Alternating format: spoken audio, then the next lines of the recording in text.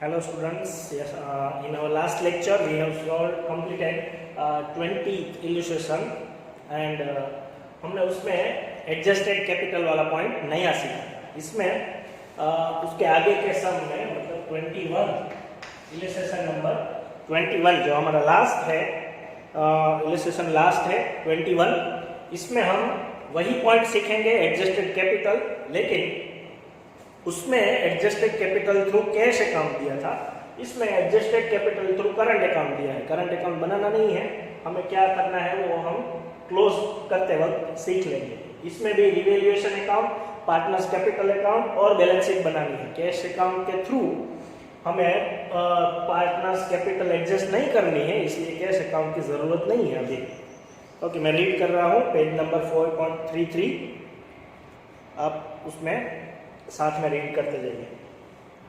STUV वे partners in a firm sharing profit in the ratio of 4:3:1। STUV partners capital ratio 4:3:1 old ratio है। Capitals are 2 lakh, 1,50,000, 1 lakh and 50,000। Balance sheet में जो भी capital है उससे ही हम सम स्टार्ट करते हैं। बैलेंस कैरी फॉरवर्ड करके 2 लाख, 1,50,000, 1 लाख और 50,000। Okay, 2 lakh, 1,50,000, 1 lakh and 50,000। Okay, आगे बैलेंस शीट के नीचे पैराग्राफ है। From the above date partners decided to share the future profit in the ratio of 3:1:4। ये न्यू रेशियो है, सैक्रिफाइस रेशियो फाइंड करते वक्त काम आएगा। For this purpose the goodwill of the firm is valued at 90,000। Okay, goodwill is 90,000। ये goodwill को हम sacrificing ratio में डिस्ट्रीब्यूट करेंगे। ओल्ड रेशियो क्या था हमारा 4:3:1, new ratio 3:1:4। Okay, partner S sacrificing ratio इसका फाइंड करेंगे। S old ratio 4/10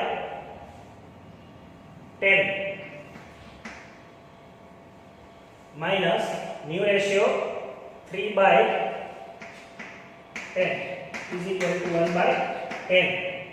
S T old ratio 3/10 minus 1/10 is equal to 2/10। फिर STU 2/10 माइनस 2/10, 0/10, ये कुछ नहीं कर रहा है, सेक्रीफाइस नहीं है। T 1/10 minus 4/10 is equal to minus 3/10। Okay, ये सेक्रीफाइसिंग और गेनिंग, S और T दोनों सेक्रीफाइस कर रहे हैं। U कुछ नहीं कर रहा है और V गेन कर रहा है। ये आपस में टैली होने चाहिए, 1, 2 और 3 माइनस आ गया। ये जो सैक्रिफाइसिंग गेनिंग रेशियो है उसके हिसाब से हम गुडविल डिस्ट्रीब्यूट करेंगे और उसकी एंट्री कैपिटल अकाउंट में करेंगे। 90,000 इंटू 1/10, 90,000 इंटू 2/10, 90,000 इंटू 3/10। 1/10 करो तो 9,000 आएगा। सैक्रिफाइस क्रेडिट होता है तो सैक्रिफाइस एस कर रहा है, उसके अकाउंट में क्रेडिट 9,000। फिर टी भी सेक्रीफाइस कर रहा है, उसके अकाउंट में भी क्रेडिट 18,000। 90,000 इंटू 2/10, जो भी सेक्रीफाइस कर रहा है वो प्रपोर्शन पर्टिकुलर में लिखेंगे हम we account.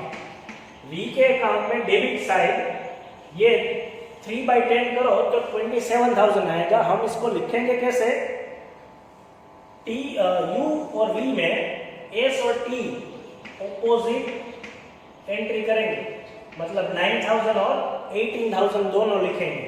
2 S account, 2 T account, ये दोनों एंट्री होनी चाहिए। देखो, सेक्रीफाइस हुआ तो एस ने और टी ने सेक्रीफाइस किया, क्रेडिट अमाउंट ही हुई। वी में भी सेक्रीफाइस है, गेन है, इसलिए डेबिट हुआ, तो डेबिट हम 9,000 और 18,000 मिला के 27,000 टोटल करेंगे। एंट्री ऐसे करेंगे, जर्नल ऐसे होती है इसलिए। ओके, गुडविल की एंट्री हो गई। उसके बाद the partners also agreed to for the following. First, the claim for the workman compensation has been estimated 70,000। जो भी क्लेम है वो हमारी लायबिलिटी है, तो लायबिलिटी पहले से ही लिख दो बैलेंस शीट में, लायबिलिटी साइड आउटस्टैंडिंग क्लेम 70,000। अब कंपेयर करो, हमारे पास वर्कर्स एक्सीडेंटल कंपनसेशन फंड 60,000 है लायबिलिटी। 60,000 के सामने हम 70,000 पे करने वाले हैं, तो 10,000 का हमारा लॉस हुआ। वो 10,000 लॉस रिवैल्यूएशन अकाउंट डेबिट आएगा टू आउटस्टैंडिंग क्लेम 10,000। और अब वर्कर्स कंपनसेशन फंड सारा यूज हो गया है, उसके ऊपर से भी लॉस दिया है, इसलिए पार्टनर्स अकाउंट में डिस्ट्रीब्यूट नहीं होगा और बैलेंस शीट में भी हम नहीं लिखेंगे। Second, to adjust the capital of the partners according to new profit sharing ratio by opening partners current account. Last समय भी यही एडजस्टमेंट था, पार्टनर्स को एडजस्ट करनी थी अपनी कैपिटल, लेकिन वो कैश के थ्रू करनी थी, अभी करंट के through. Okay, revaluation account close करने से पहले जो भी बैलेंस शीट में बाकी रह गई अमाउंट है वो पहले लिख लेंगे। लास्ट हमारी बैलेंस शीट देखिए, ओल्ड बैलेंस शीट, उसमें एसेट साइड फिक्स एसेट्स जो जिसका भी एडजस्टमेंट ना आया हो वो ऐसे ही एज इट इज लिख देनी है। फिक्स एसेट्स 4,40,000, करंट एसेट्स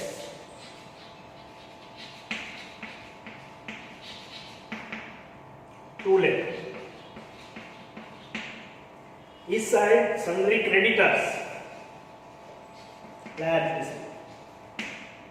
80,000 और वर्कर्स कंपनसेशन फंड हमने यूज कर लिया है, वो हम डिस्ट्रीब्यूट नहीं करेंगे या फिर लिखेंगे भी नहीं। ओके, उसके बाद अब रिवैल्यूएशन क्लोज करते जाओ और उसको ओल्ड रेशियो में डिस्ट्रीब्यूट करो। ओल्ड रेशियो में 10,000 लॉस आएगा, 10,000 ओल्ड रेशियो में डिस्ट्रीब्यूट करना है हमको बाय डिविजिबल लॉस SEUV। 10,000 को हम 4,321 में डिस्ट्रीब्यूट करें तो 4,000, 3,000, 2,000 और 1,000 आएगा।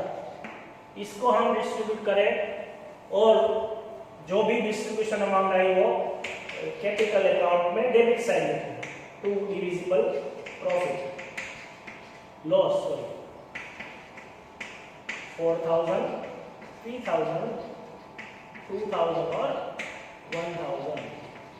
ओके, अब आपको पार्टनर्स कैपिटल अकाउंट एडजस्ट करनी है। पहले हमें जो भी बैलेंस निकली है वो बैलेंस हमको वर्किंग नोट में लिखनी है, मतलब यहीं से ही पहले बैलेंस निकाल दो।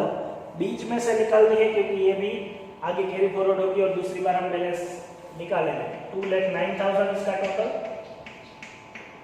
1,68,000, 1,50,000। इसको हम कैरी फॉरवर्ड करेंगे यहाँ पे 2,09,000, 1,68,000, 1,00,000 और 50,000। अब इसकी बैलेंस हम निकालेंगे। टू बैलेंस 2,09,000 माइनस 4,000, 2,05,000, 2,68,000 माइनस 3,000 तो 2,65,000, 1,00,000 माइनस 2,000, 98,000 और 28,000 माइनस करो तो 22,000, 50,000 माइनस 28,000। अब इसको हम वर्किंग नोट में लिखेंगे क्योंकि हमको ये बैलेंस एडजस्ट करनी है। Partner decided to adjust their capital in new profit sharing ratio 2,05,000। हमारी बैलेंस अभी ये आई, अगर हमें एडजस्ट ना करना हो तो यही बैलेंस हम बैलेंस शीट में कैरी फॉरवर्ड कर लेते हैं, लेकिन इसको हम एडजस्ट करने के बाद बैलेंस शीट में ले जाएंगे क्योंकि हमें ऐसा बोला, इंस्ट्रक्शन ऐसी ही मिली है।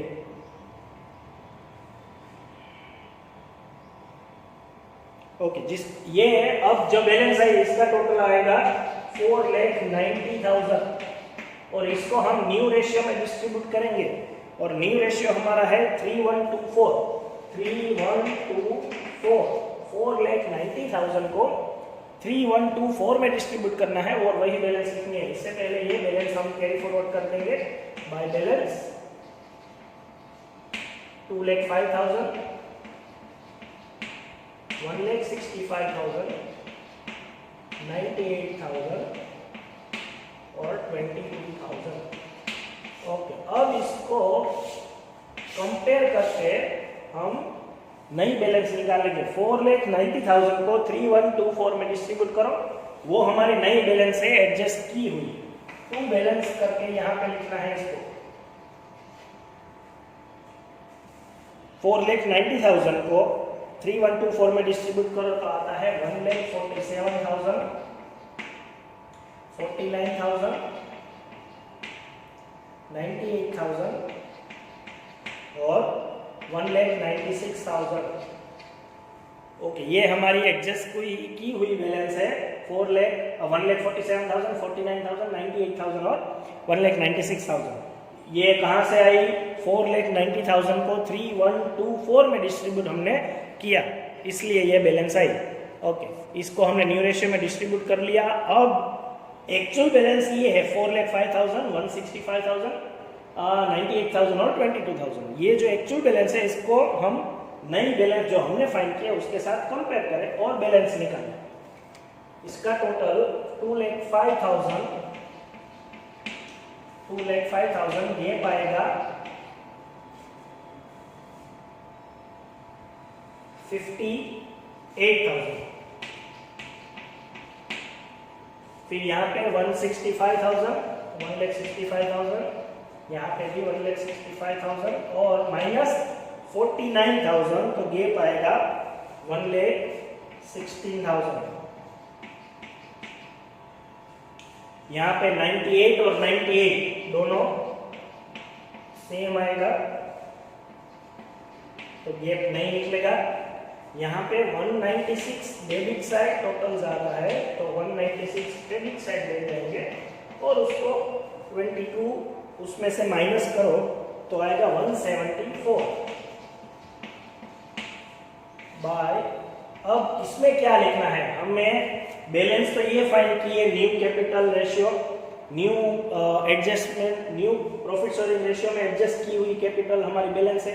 इसी को हम बैलेंस शीट में ले जाएंगे तो जो बैलेंस आई, डिफरेंस आया, उसको हम लास्ट सम में हमें बोला था कि वो कैश अकाउंट के थ्रू एडजस्ट करना है। इस सम में बोला है कि partnership decided to adjust through current account, तो यहाँ पे सिर्फ लिखना है बाय करंट अकाउंट और यहाँ पे भी to current account. Current account draw नहीं करना है, हमको नया नहीं बनाना है, लेकिन यहाँ पे जो गैप आए उसको हम करंट अकाउंट में लिख देंगे।